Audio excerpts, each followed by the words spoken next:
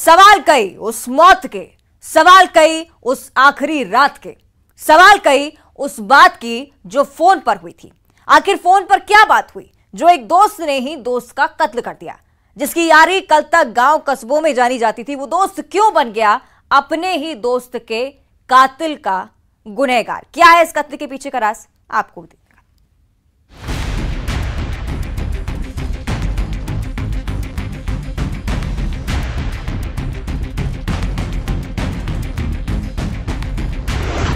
क्या हुआ था उस रात?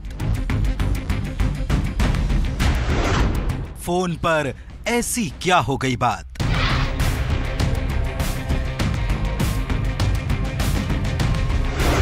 क्यों बढ़ गया विवाद? उतार दिया मौत के घाट। क्या है कत्ल का राज? ये खून से सनी जमीन जो हम आपको सही से दिखा भी नहीं सकते। ये मासूम सा चेहरा जिसे इस युवक के परिजन भुला भी नहीं सकते। उन्हें क्या पता था क्या होने वाला है? दोस्त ही दोस्त की जान का दुश्मन बन जाएगा। मामला बड़वानी के अंजड़ का है, जहां एक दोस्त की फोन पर दोस्त से कुछ बातें होती हैं और फिर फोन पर दोनों के बीच कहासुनी शुरू हो जाती है। देखते ही देखते कहासुनी इतनी बढ़ जाती है कि बात गाली गलौज तक आ जाती है। और फिर जो होता है वो किसी ने सोचा तक न था। गुस्से में लाल पीला इमरान अपने एक दोस्त तरुण के साथ पहुंचता है इंदिरा कॉम्प्लेक्स। वो इंदिरा कॉम्प्लेक्स जहां पहले से अफजल मौजूद रहता है।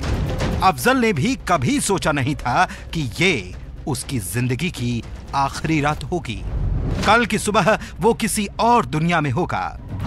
इमरान उर्फ अप्पू और तरुण कोली इंदिरा कॉम्प्लेक्स पहुंचते हैं। उनके पास धारदार हथियार होते हैं और फिर दोनों मिलकर अफजल पर लगातार हमले पर हमले करते जाते हैं।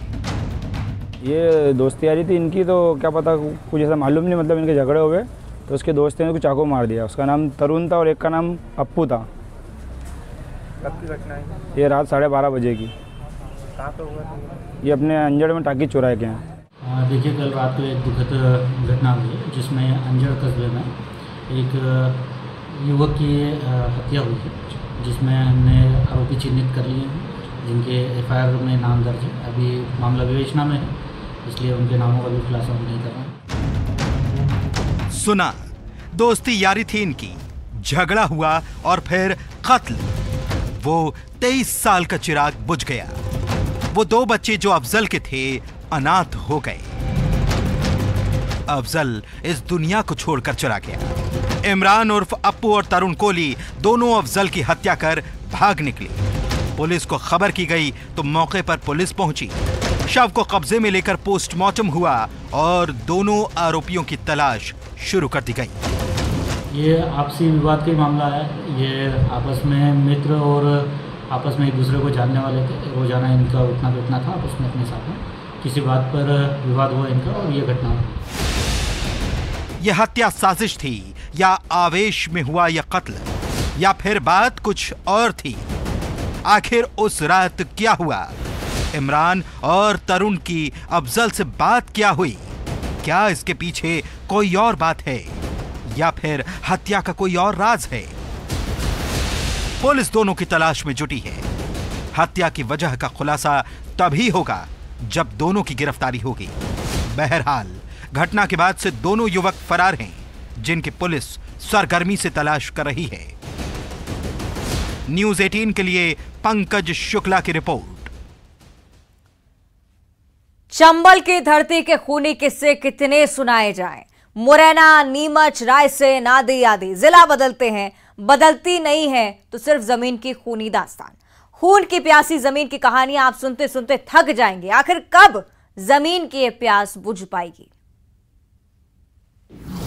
जमीन के लिए चंबल लाल,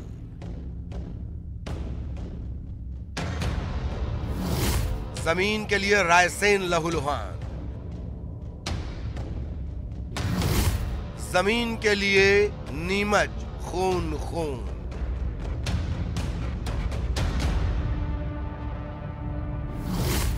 जमीन खून मांगती है।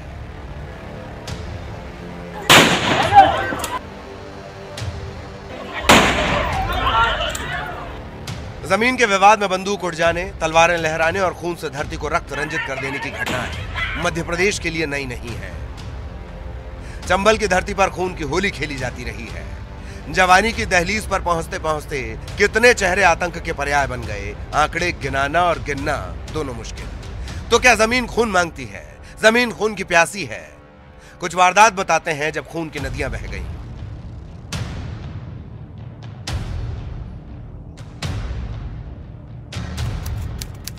13 जून 2023 रायसेन।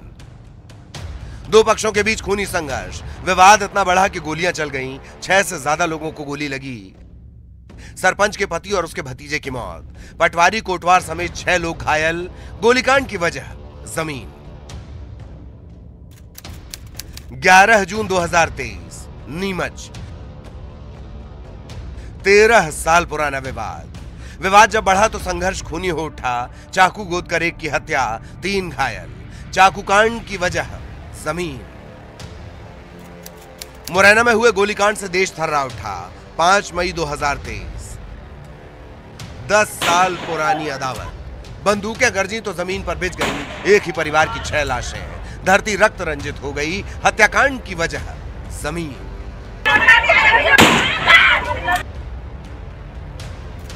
इसी मामले में फ्लैशबैक में लिए चलते हैं। लेपा गांव में गजेंद्र सिंह और धीर सिंह के परिवार के बीच जमीन के टुकड़े से विवाद शुरू हुआ।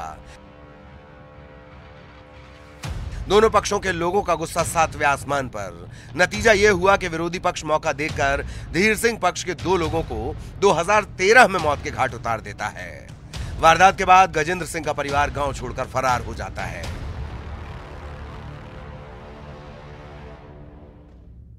जगह बदलती है, तारीख बदलती है, राज्य बदलते हैं, पर जो नहीं बदलता वो है जमीन का विवाद और उसके खून की प्यास।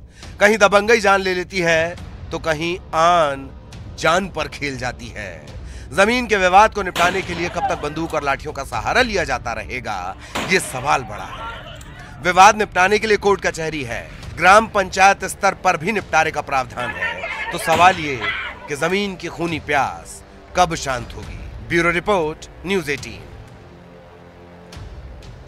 और अब आपको दिखाएंगे टीकमगढ़, वो कोचिंग सेंटर जहां बच्चे जाते थे शिक्षा लेने, लेकिन कोचिंग के संचालक 2 भाइयों ने जो घिनौनी करतूत की वो हैरान कर देने वाली थी।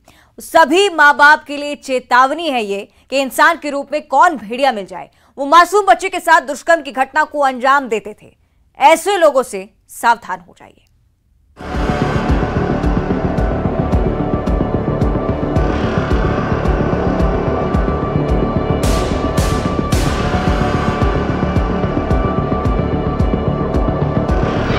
ज्ञान के मंदिर में घिनौनी करतूत।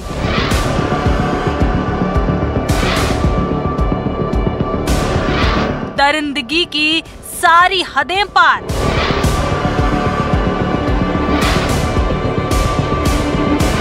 इंसानी खाल में था वो भेड़िया।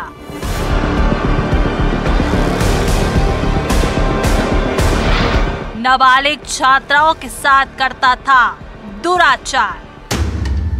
वो ज्ञान का मंदिर था। उस मंदिर को दरिंदे ने दागदार कर दिया। जहां ज्ञान की गंगा बहती थी वहां बदनामी की दास्तान लिखी गई। जहां भविष्य बनता है वहां 2 नाबालिग छात्रा के भविष्य को बर्बाद कर दिया गया। वो 2 भाई इंसान नहीं थे, वो इंसान की खाल पहने अंदर से भेड़िया थे जो बस किसी के बदन को नोचना जानते थे। ये मामला टीकमगढ़ के खरगापुर थाना का है, जहां गांव में एक हॉस्टल चलता था। हॉस्टल में कोचिंग भी चलती थी और उसे चलाते थे 2 भाई। लेकिन दोनों ही किसी की जिंदगी संवारते नहीं थे, बल्कि दोनों ने ऐसा कुछ किया जिससे 2 हंसती खेलती नाबालिग छात्राओं की जिंदगी तबाह हो गई।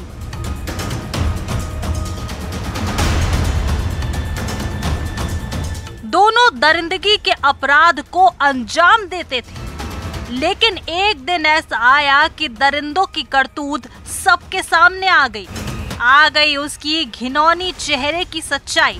जब पीड़िता के भाई ने अश्लील हरकत करते हुए देखा, माँ बाप को घटना की जानकारी दी और फिर मामला पहुंच गया थाने में। जब पुलिस ने छात्रा से पूछताछ की तो जो बात सामने आई, अब वो सुनिए। एक पुष्पा कोचिंग सेंटर के नाम से एक हॉस्टल कम कोचिंग संस्थान चलता था, जिसके संचालक था कुलदीप और सुदीप। तो सुदीप यादव जो है उसने नाबालिग बच्चों के साथ दुष्कर्म किया है और उस संबंध में पुलिस ने एफआईआर दर्ज की है और आरोपी को गिरफ्तार किया है और इस प्रकरण की विवेचना की जा रही है। सभी बच्चों को मानवीय दृष्टिकोण दिखाते हुए पुलिस ने उनके पेरेंट्स के सुपुर्द किया है और अग्रिम कार्रवाई की जा रही है। पुलिस ने भी मामले को गंभीरता से लेते हुए मामले की जांच शुरू कर दी है और आरोपी शिक्षक को गिरफ्तार कर लिया है। पुष्पा कोचिंग भटगोरा गांव में बगैर अनुमति के ही संचालित हो रहा था। गंभीर बात तो ये है कि इस हॉस्टल पर किसी भी अधिकारी की नजर नहीं पड़ी। जब घटना सामने आई तब प्रशासन की आंखें खुली और संचालक दोनों भाइयों को गिरफ्तार करके कोचिंग पर ताला जड़ दिया गया। न्यूज़ 18 के लिए टीकमगढ़ से राजीव रावत की रिपोर्ट। इधर खंडवा में डबल मर्डर से सनसनी फैल गई। पति और पत्नी की गला रेतकर हत्या के मामले में पुलिस ने तत्काल एक्शन भी लिया, पड़ताल शुरू कर दी। पुलिस के आला अधिकारी भी मौके पर पहुंची, एफएसएल की टीम भी पहुंची, महत्वपूर्ण साक्ष्य जुटाए गए। पुलिस को इस मामले में अहम सुराग हाथ लगे। क्या है वो सुराग, आपको दिखाते हैं।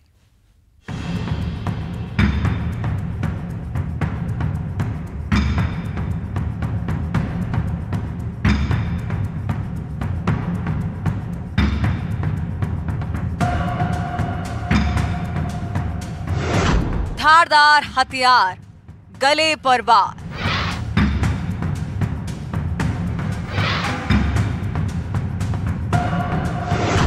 पति और पत्नी को उतारा मौत के घाट।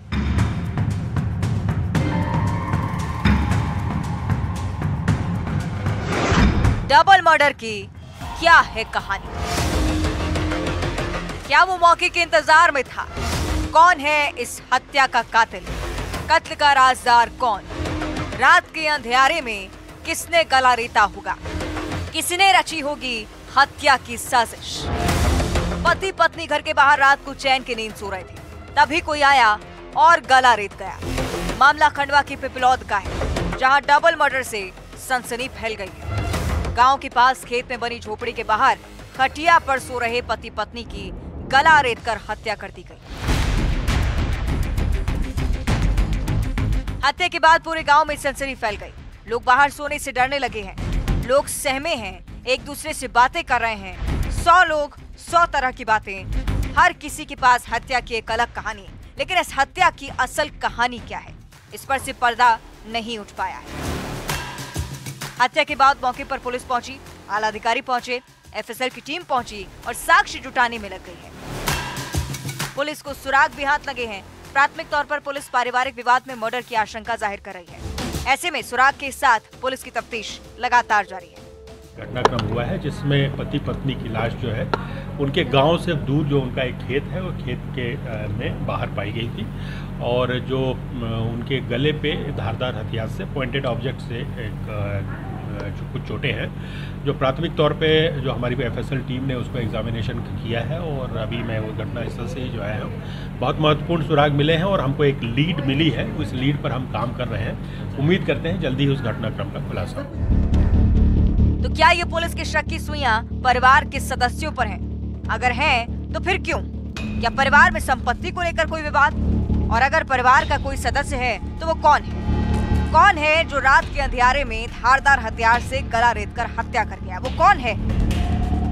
पुलिस को आखिर ऐसा क्या सबूत मिला? वो कौन सी लीड है जिसकी बात पुलिस कर रही है? वो कौन से महत्वपूर्ण सुराग हैं जिसके आधार पर कातिल को पकड़ा जाएगा? एक बार फिर से सुनिए, पुलिस की शक की सुइयां किस तरफ है।